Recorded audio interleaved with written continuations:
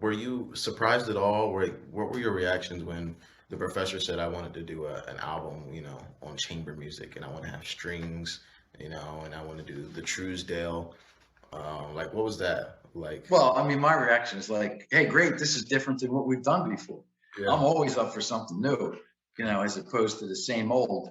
So, so I thought it was a great idea to Mhm. do the chambermaid idea. And actually, because of that string quartet, that influenced how I thought we should present all the other material. I see.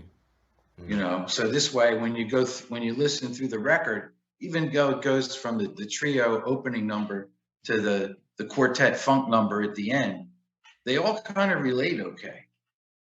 It's they really have, they all sound right together. So I even surprised myself when I made it. Sometimes I'll make a CD and of whatever I'm doing. I'll make a CD, I'll put it on in my living room, and I'll sit in my kitchen and have coffee. And I want to hear it like in the background. I don't want to really sit there and scrutinize it. Mm. So when the solo clarinet ends on the piece Silence, I think it's called Silence. Like, check this out, if you got the file, if Darryl gave you the file. Mhm. Then you hear the little gap, and then the next piece starts. It's the clarinet quartet. It sounds like it's the same piece.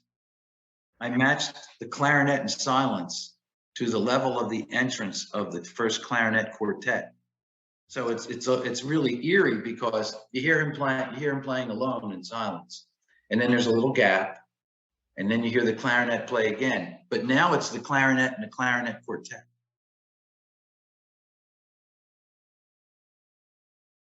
Well, you said that you already had a lot of experience with, recording a bunch of different types of music. Um, so I guess, so how do you go about, well, for this album in particular, what were you thinking when you were like setting up for the recording sessions? Because you have this skill where you have the knowledge of the repertoire, and you also have this skill with knowing how microphones should work. So what was that process? How does being both producer and the engineer help you with preparation, with setup, and then what were you thinking when you were doing that? Good. That's actually a great question. That's really the key. The key is, like, one constant in my mind is, of course, I'm recording Darryl. So he's a constant. Mhm. And then the other thing that I do is I I always assess where I'm recording, because there's a sound to the room. I mean, with acoustic music, there's always going to be, how are you going to use the sound of the room to help you make the sound better? Sound happens in space. Yeah. So then, uh, I guess then I figure what is the piece? What's the point of the piece? String quartet, the jazz trio that we did, or quartet with Todd and down here, and then to go for the authenticity of what it is. And like, probably the key word is the authenticity. So it's like, I'm not recording this in a selfish way, that like I want it to sound like this. Mhm. It's like, that never enters my mind, that I want it to sound like this.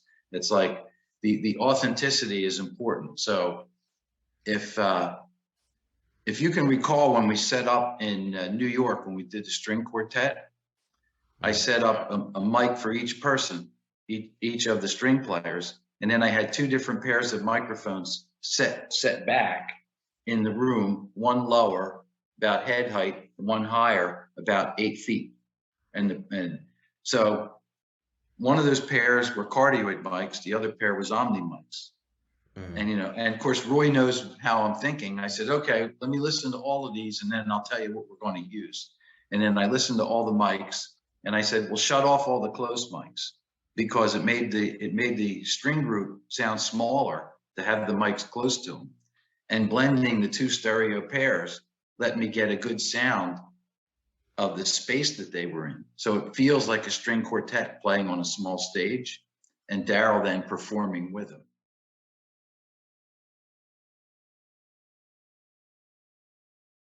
So you took us to where I wanted to go next, which is how was it meeting the professor, working with him early on, versus working with him for this most recent album.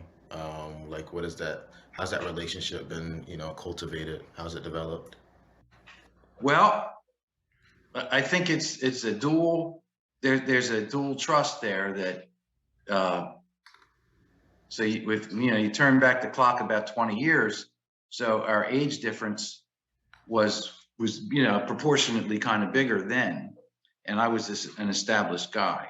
So then, as he got to know me and I got to know him, as these couple decades have gone by making records, it's kind of neat that like we have a real simpatico of I kind of know what he wants. He has, I mean, unconditional trust in you know what I do. Do what you need to do. Tell him what I need to tell him. Tell the people what I need to tell them. And then just from our instincts and musical taste being in the same place, uh, that's kind of what nurtured along. So like for this last record, I guess in the past 10 or 12 years, about every 5 years, he does a new project. And he Mm. calls me up because, John, I'm going to do a new project. You on board? Oh yeah, man, I'm on board. Here we go.